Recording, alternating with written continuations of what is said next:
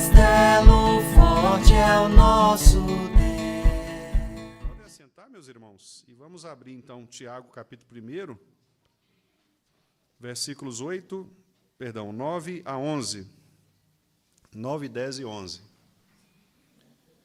Tiago, capítulo 1, 9, 10 e 11. 3 versículos somente.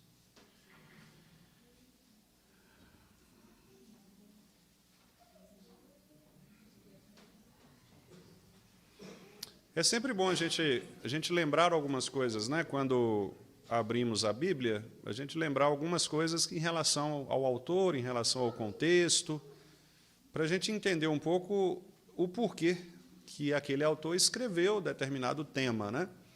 Não sei se os irmãos perceberam, mas a escrita de Tiago é uma escrita não muito sequencial do ponto de vista do tema. Ele fala de uma coisa, por exemplo, ele falou de sabedoria no início do capítulo, versículos 2, 3, 4, não é? Perdão, sobre provação, os versículos 2, 3, 4. Depois, versículos 5 até o 8, ele fala sobre sabedoria. E agora, do 9 ao 11, ele vai falar sobre pobreza e riqueza, né? Mostrando que as circunstâncias que nós vivemos neste mundo, elas são todas temporárias, passageiras, transitórias, como aparece aí em algumas Bíblias, né? As circunstâncias são transitórias, passageiras, elas vêm e vão. Então, percebe que parece não ter muito a ver uma coisa com a outra, né? Porque você fala de provação, daqui a pouco você fala de sabedoria, agora você fala de riqueza e pobreza.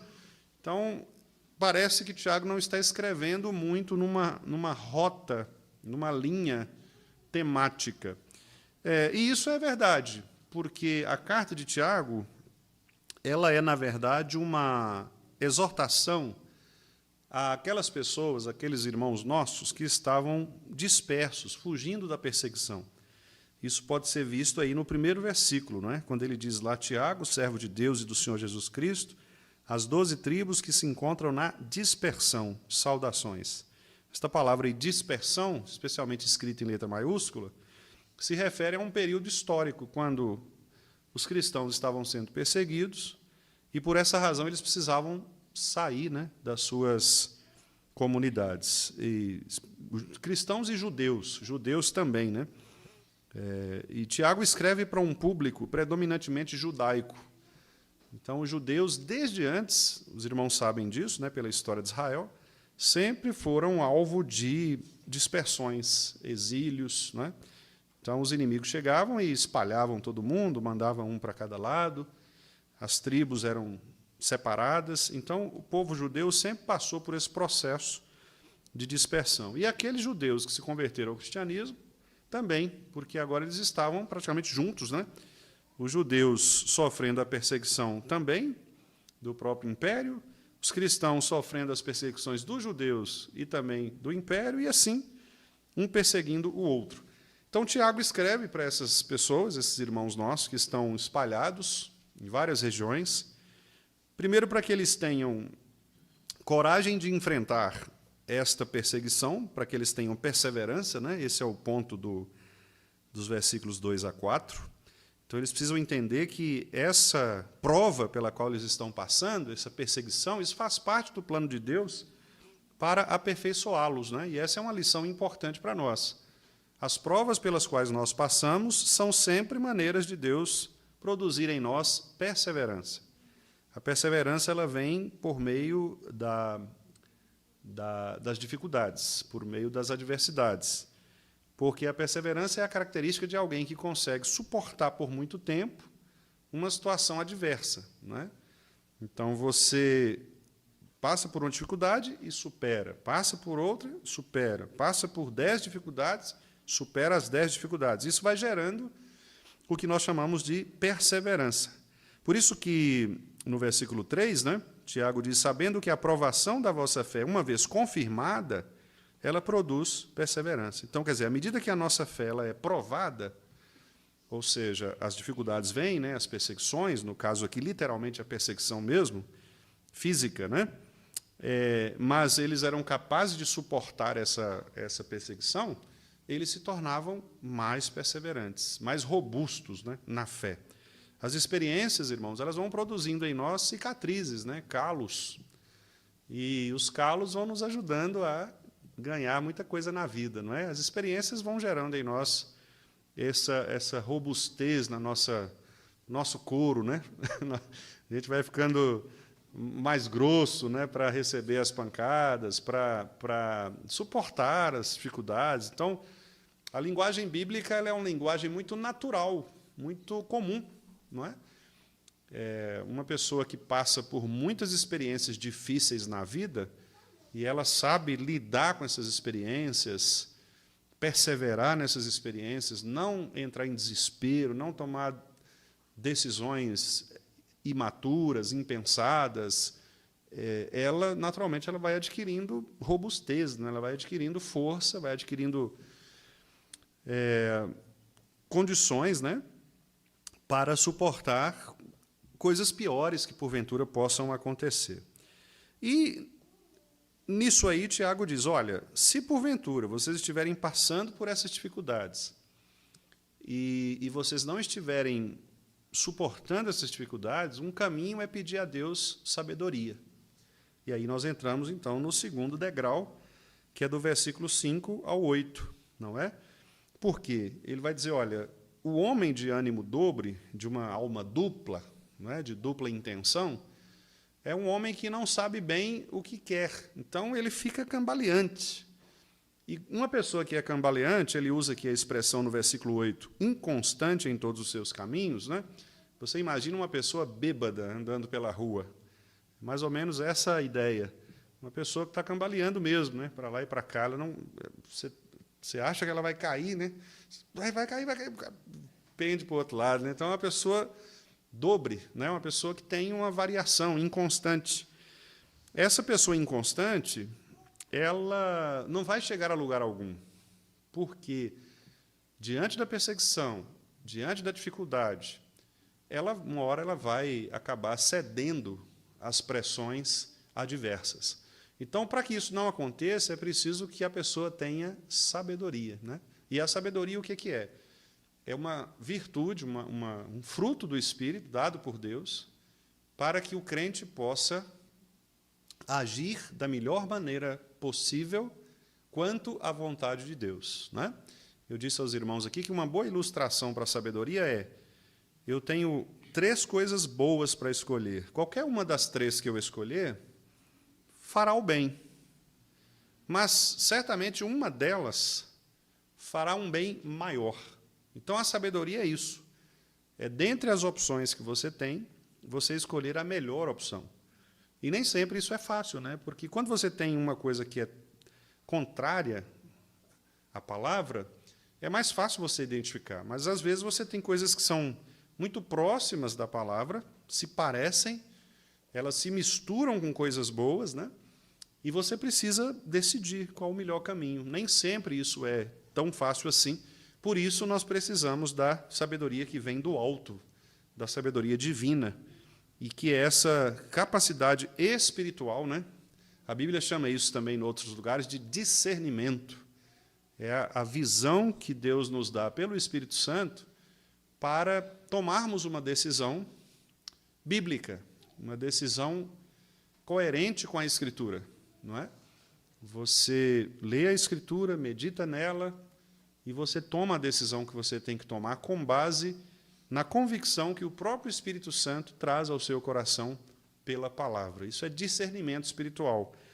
E esse discernimento, ele só existe em pessoas que são sábias, né? Pessoas a quem Deus dá sabedoria. Então, primeiro, a perseverança diante das adversidades, depois, a busca pela sabedoria para também suportar as adversidades, e agora, em terceiro lugar, que é o nosso tema de hoje, é o contentamento com a condição que Deus nos deu. Ou seja, nós reconhecemos que tanto a pobreza quanto a riqueza são dados por Deus. E o fato de alguém ser pobre não necessariamente torna alguém pior do que aquele que não é pobre, do que o rico. E o rico também não deve se alegrar ou repousar espiritualmente na sua riqueza, porque as riquezas são enganosas, elas são passageiras, são temporárias. A pobreza do pobre é temporária, porque se você for pobre durante 100 anos da sua vida, mas for crente, você vai para o céu experimentar toda a riqueza que Deus reservou para aqueles que são seus filhos. Se você for rico durante 100 anos da sua vida e morrer sem Cristo, você vai viver a eternidade na pobreza do inferno. Então, o que Tiago quer dizer é que aqueles irmãos estavam numa situação muito complicada. Eles estavam espalhados, sendo oprimidos, né? Explorados, porque a perseguição trazia exploração. Geralmente, a gente vê muito isso no Antigo Testamento, né? No povo judeu. Geralmente, eles eram saqueados. Esta é uma expressão muito comum entre os profetas, né? O que era saquear? A nação inimiga entrava e roubava mesmo, pegava todos os bens, pegava o gado, pegava, né, as propriedades. Era o saque, né? Como tem aquelas cargas roubadas, por exemplo, nas estradas, né? Os caminhões tombam, o pessoal vai lá e saqueia, né? Pega as cargas, leva embora. Então, no caso do povo judeu, eles passaram por isso muitas vezes. E esse período aqui, de Tiago, nesse período também isso acontecia. Os cristãos eles eram tirados dos seus lugares, das suas casas, né? E tinham seus bens tomados, confiscados, né, por inimigos, que, obviamente, queriam explorá-los. Então, a exploração, né, a opressão social, econômica, política, esse tipo de opressão sempre existiu nesse período, né? Sempre. Porque o Império Romano ele não tinha compromisso nenhum com as causas cristãs. O Império Romano estava preocupado com outras coisas, né? Queria um poder econômico, um poder político.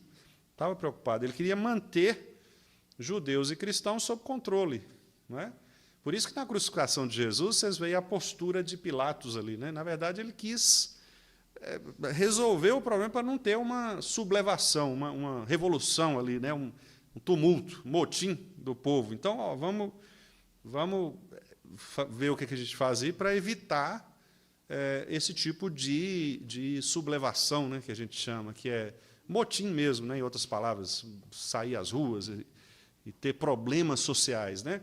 Então, Pilatos tentou ali resolver a situação para evitar aquele tumulto. Mas é óbvio que ele não conseguiu evitar, justamente porque Jesus era Deus, né? É Deus. E naquele momento ali, Pilatos ele fez o que não deveria fazer, por isso ele foi culpado pela sua irresponsabilidade, né, de entregar Jesus para ser condenado. Mas então, desde sempre, a gente tem essa situação de opressão social, política, econômica, né? Essa situação de opressão religiosa também, de determinadas religiões imperiais elas se tornarem dominadoras, né, daqueles povos que são povos colonizados. Isso aconteceu no Brasil, por exemplo, quando os portugueses chegaram aqui, né, na colonização, eles implantaram a teologia jesuítica, né? Os jesuítas foram os grandes responsáveis por moldar a nossa educação. Os jesuítas tinham contato com, especialmente os índios, né, os nativos brasileiros, e o grande propósito deles era exatamente catolicizar os índios, né? Tornar os índios cristãos, mas não cristãos quaisquer, cristãos católicos, né? Católicos de linha jesuíta. E daí a gente vê depois, na história do Brasil, a gente vê muitos desdobramentos ruins, né? Perniciosos por causa disso. Quando os calvinistas chegam, por exemplo, os reformadores chegam, eles são muito maltratados, né? São expulsos, inclusive, alguns são mortos por conta desta colonização jesuítica que nós tivemos. Então, essa opressão econômica, política, social, religiosa, ela sempre existiu e eu penso sempre vai existir, né? Porque o ser humano ele quer dominar mesmo, né? O grande objetivo do ser humano é o domínio, não é? O grande objetivo do ser humano é oprimir o outro. Nós somos naturalmente inclinados a dominar, não é? Primeiro porque Deus já nos fez para domínio mesmo, mas dominar a criação. O problema é que o pecado perverteu isso, e aí a gente tem a tendência de dominar o outro, né? O que deveria ser uma relação de complementaridade se tornou uma relação de domínio, né? De opressão e de controle. Então, imagine os cristãos pobres mesmo, financeiramente pobres, né?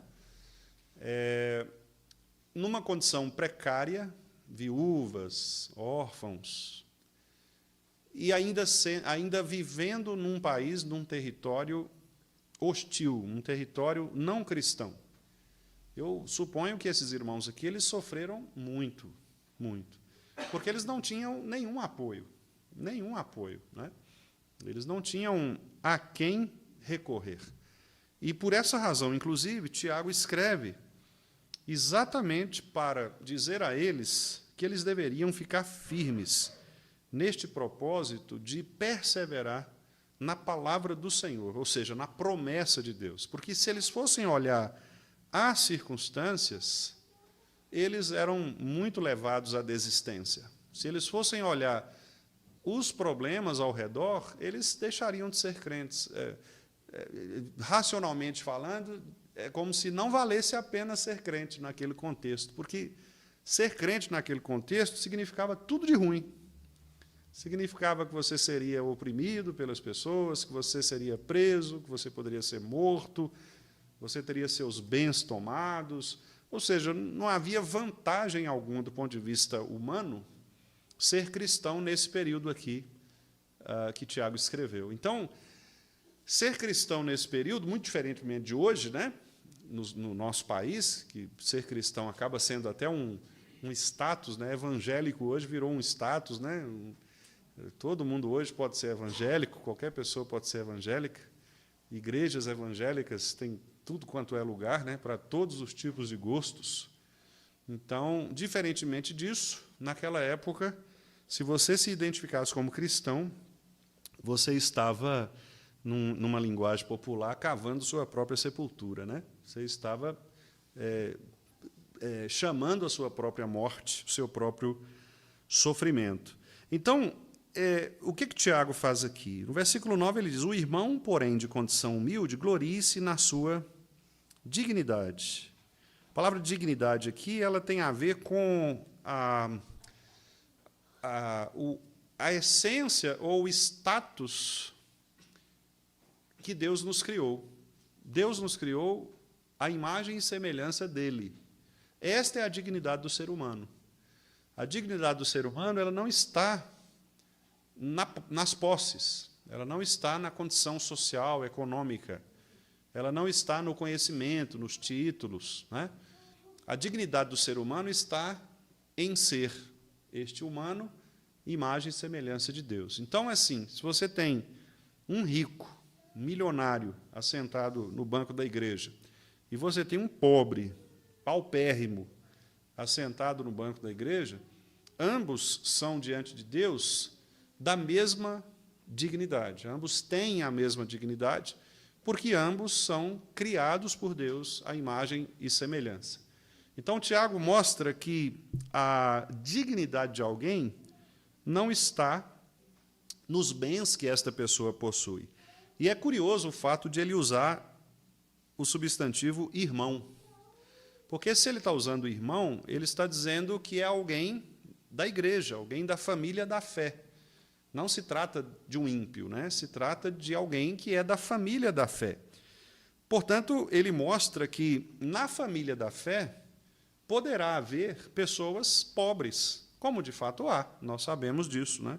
Há pessoas pobres, e quando nós falamos pobres aqui, nós estamos falando de pobreza nesses termos, de alguém que de fato não tem nenhum recurso e que precisa ser, inclusive, amparado e sustentado pelos demais, né? Isso era relativamente comum no Novo Testamento. As igrejas fazerem levantamentos de ofertas para cuidar daquelas pessoas que eram pobres mesmo, não tinham o que comer, não tinham o que vestir. Por isso Jesus ensinou muitas vezes, olha, se você tiver 2 capas, dê a sua capa para alguém. Não é? Jesus ensinou isso porque era uma coisa comum. Hoje nós vivemos num país que, muito embora haja pessoas em condições até subhumanas, né, infelizmente, abaixo da linha da pobreza, né, no estado de miséria, mas dentro das igrejas evangélicas, embora haja pessoas pobres, pelo menos no nosso conhecimento, né, na nossa linha de percepção, a gente não vê pessoas nessa condição aqui, de miséria mesmo, de uma situação deplorável, né, do ponto de vista dos seus recursos.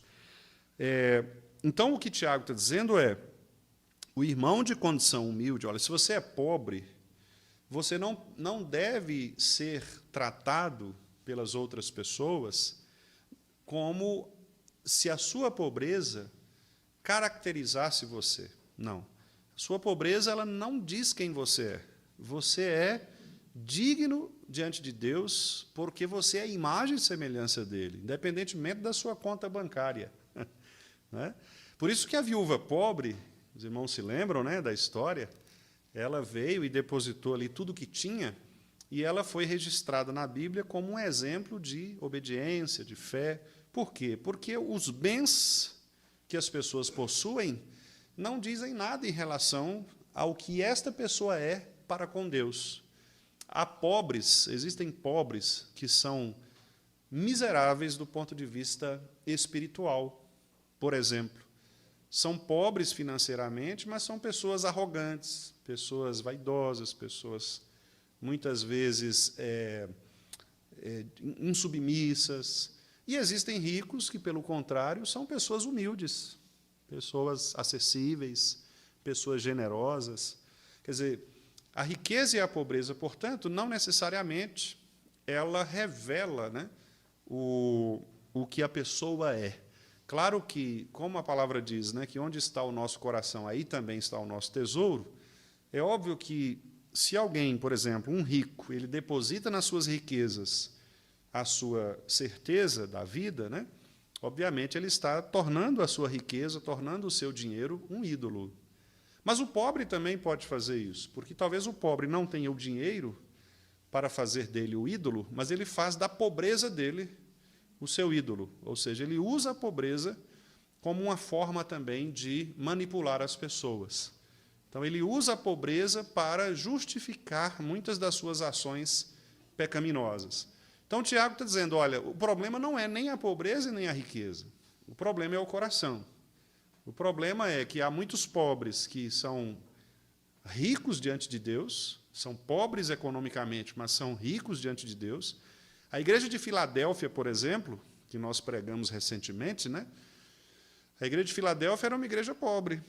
O texto diz isso, que eles não eram igreja com muitos recursos, mas era uma igreja fiel ao Senhor. E foi das 7 igrejas aquela mais elogiada, né, no que diz respeito a esta fidelidade ao Senhor. Exatamente para mostrar que a pobreza não necessariamente ela revela o coração, não é? Mas um coração crente, ele saberá contentar-se na pobreza e saberá também não ser iludido pela riqueza. Então, Tiago fala de alguém que é da família da fé, pobre, mas esse pobre ele é espiritualmente rico. Vamos ver aqui o texto de Efésios 2, 6. Olha que interessante, o que aqui Paulo fala sobre o pobre espiritual, né? Deus nos fez ricos espiritualmente. Veja essa expressão que Paulo utiliza aí em Efésios 6. 2:6. Efésios 2:6. A partir do 4, né? Algum irmão leia, por favor, aí, para a gente, uma voz bem audível.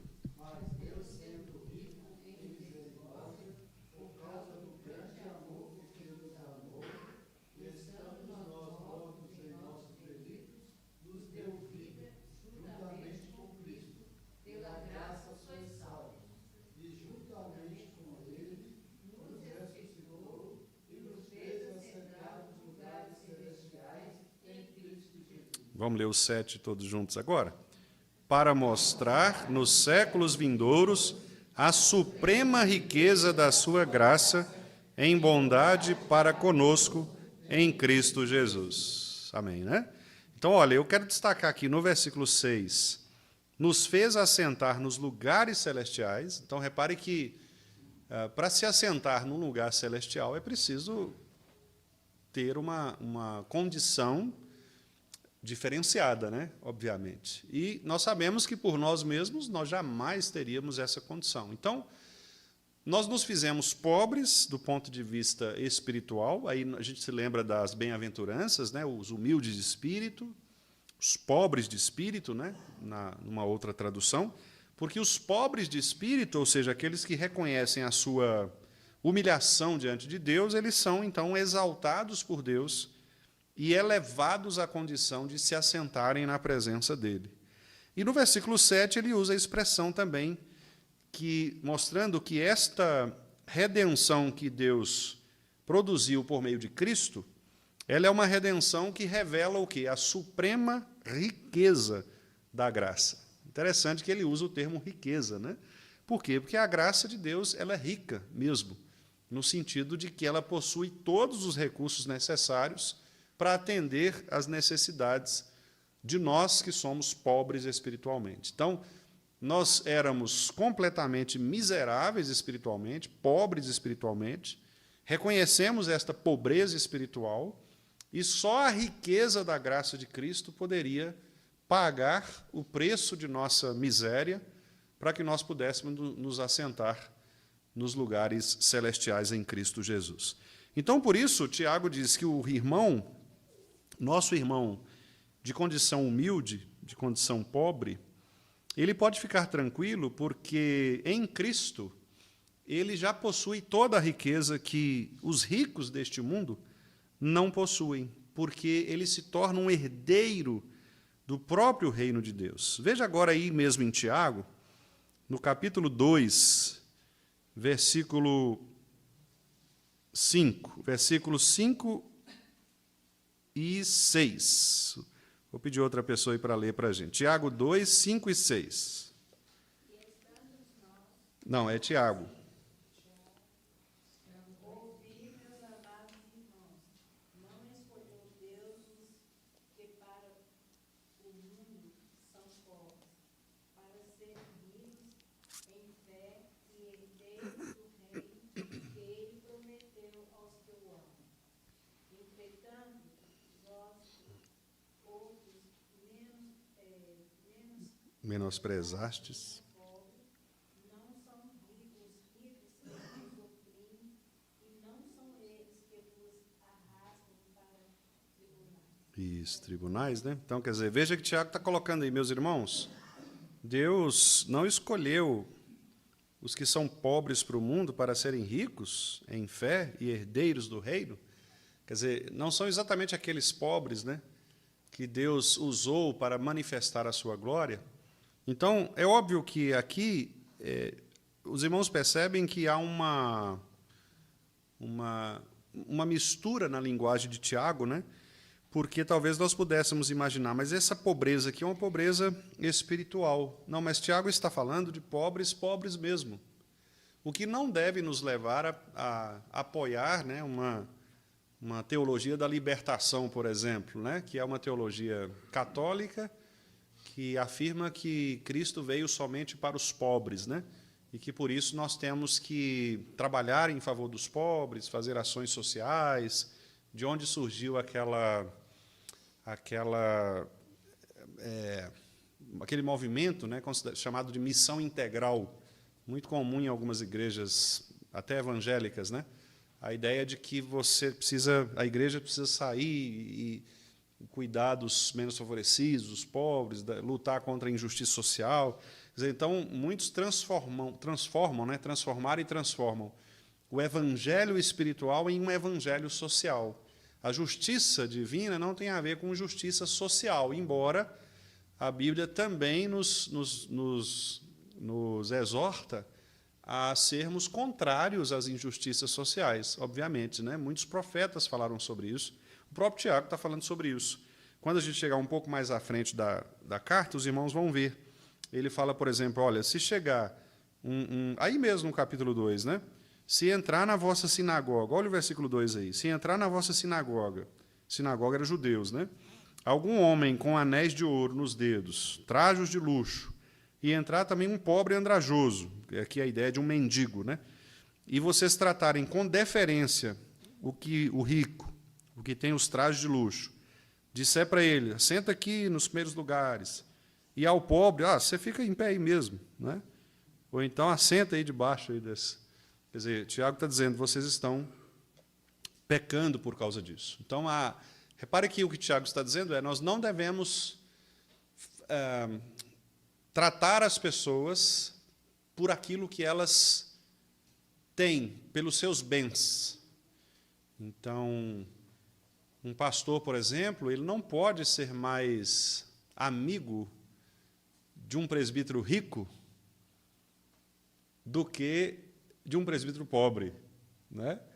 O pastor não pode, por exemplo, gostar mais de uma família milionária da igreja e se afastar de uma família miserável da igreja, né? Vai falar, Maico? Sim? É que eu fiquei na dúvida se você estava coçando ou você... Não.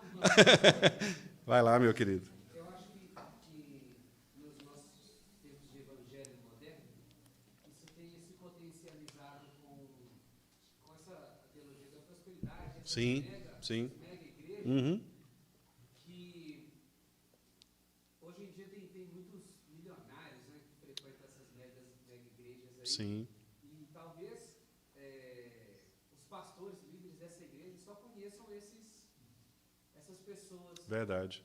Que nem sei se devolve dízimo ou não, mas pelo status, né? Sim, Fulano de tal vem na minha igreja. sim, E, sim, sim. e talvez as pessoas mais necessitadas, tanto na questão social, até mesmo quanto de atenção também, são esquecidas. São esquecidas, é verdade. E esse é um risco que todos nós corremos. Nas igrejas menores, talvez seja menos impactante isso, porque a gente está convivendo com todo mundo, né? Mas, como você colocou, nas grandes igrejas, talvez isso seja muito mais comum. Você observar aqueles que chamam mais atenção mesmo pelas posses, né? Inclusive, né, Mike, eu acho que é uma preocupação que eu particularmente tenho, e já discuti isso com alguns irmãos, que é em relação, por exemplo, a mega igrejas. Igrejas muito grandes, elas dificultam o pastoreio, né? E eu duvido que um pastor consiga conhecer todas as suas ovelhas. Não há como. Não é por isso que, mas tem vários pastores auxiliares. Sim, mas mesmo assim, você não consegue conhecer. Imagine quantas pessoas entram nessas grandes igrejas, né? Dominicalmente ali, ou semanalmente nas programações, e às vezes você encontra o fulano, eu sou membro de tal igreja. Eu também sou, nunca te vi lá. Né? Porque são igrejas grandes demais e elas não têm essa comunidade, né?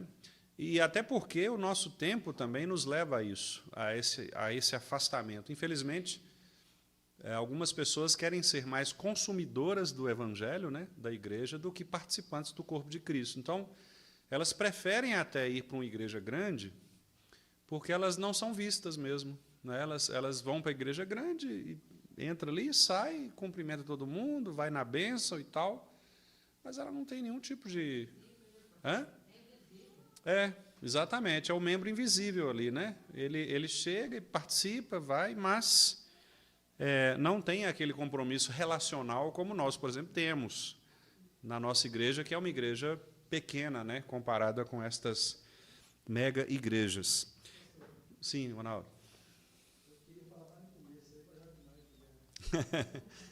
Tomou coragem aí, né?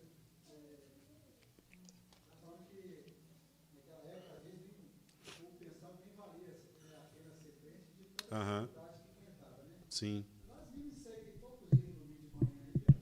Uhum.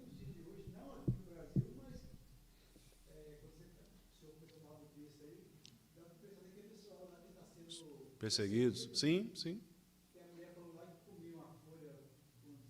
Exatamente. Mandioca, né? Sim. Exato, exato. Na mesma situação. Mesma situação. Sim.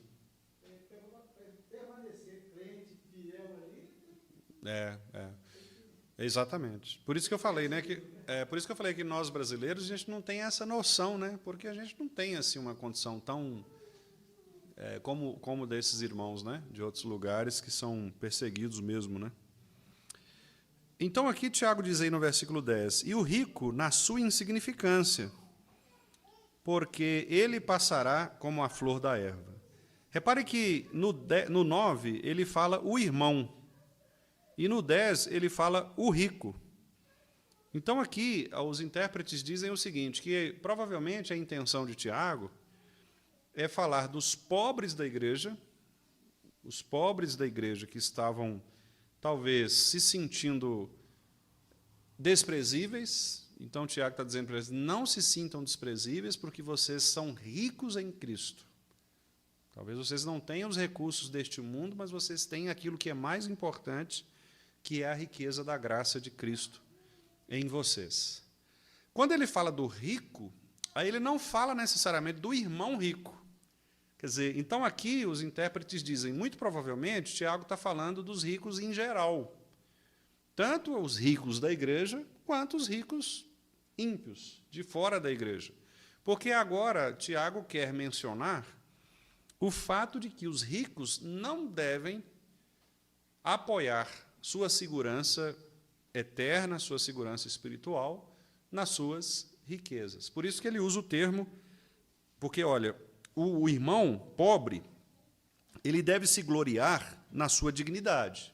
A glória do pobre é ser dignamente recebido por Deus por meio de Cristo. Agora, o rico, ele tem que se gloriar em quê? Na insignificância da riqueza. Ou seja, a riqueza material não é suficiente para salvar aquela alma. Então, enquanto o pobre não precisa pensar que ele não vai alcançar o céu, ele precisa ter a certeza de que ele alcança o céu, mas ele alcança pela riqueza da graça, assim também o rico não pode pensar que ele vai alcançar o céu pela sua própria riqueza. É esse contraste que Tiago quer nos ensinar. O rico, portanto, ele, sendo cristão ou não, ele é advertido a se lembrar de que essa condição de riqueza é passageira, ela é transitória. Uma pessoa milionária, uma pessoa, não é, de muitos recursos, muitas posses, o que ela tem? Né? Ela tem as riquezas, mas, como eu disse, se ela morrer, e ela vai morrer, né? Quando ela morrer, qual é o destino dela? Né? É o céu ou não? Ou o inferno? Então, quem garante o acesso à presença de Deus, ou não, ou o afastamento de Deus, não são as nossas riquezas materiais. Talvez, irmãos, os pobres olhavam, né?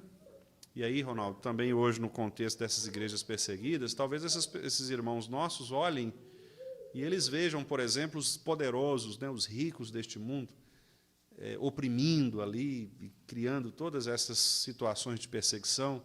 Qual o consolo para essas pessoas, senão o fato de que elas possuem a riqueza em Cristo? Não há outro consolo, né? Por isso que eu disse, não há nada que a pessoa diga, eu sou crente porque eu tenho algum benefício neste mundo. Não. Ser crente significa perder tudo, não é? E o perder tudo nesse mundo, na linguagem de Tiago aqui, é o que faz com que nós exaltemos a dignidade da pessoa de Cristo Jesus. Por isso, irmãos, que Deus, às vezes, ele tira mesmo de nós coisas que nós valorizamos, para que nós possamos nos aproximar mais dele. Não é?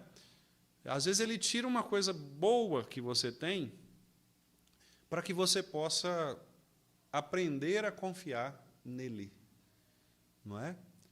E essa é uma forma de Deus nos tratar, é uma forma de Deus mostrar que a nossa suficiência não está em nós, nos nossos recursos, né?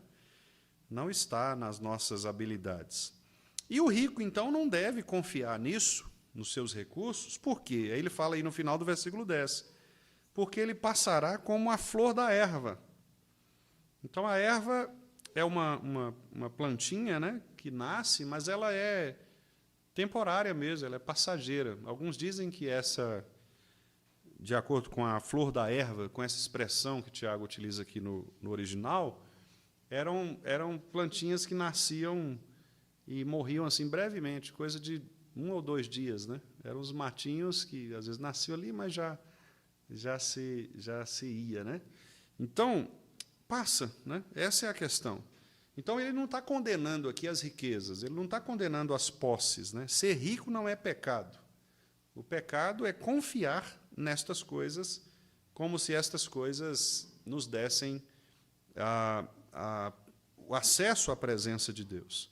O Evangelho ele inverte, né, os valores que o mundo estabelece, porque enquanto o pobre ele é desprezado no nosso mundo e o rico ele é ovacionado, como a gente falou aqui, no Evangelho é o oposto, né? O pobre ele é exaltado em Cristo e o rico é humilhado exatamente nas suas riquezas. Vamos ver aqui um texto bíblico que é Lucas, vamos ver Lucas 1.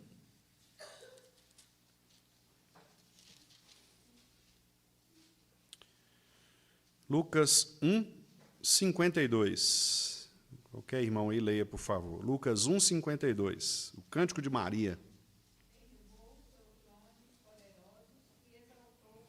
Isso. Então, é um cântico, né, de uma irmã, nossa, mãe de Jesus, né, que canta, então, aí, Deus derribou, né, ele derruba do trono os poderosos e ele exalta os humildes. Vamos ver Lucas ainda, no capítulo 12.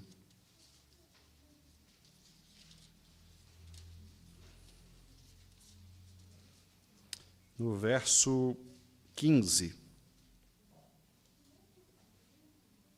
Lucas 12, 15.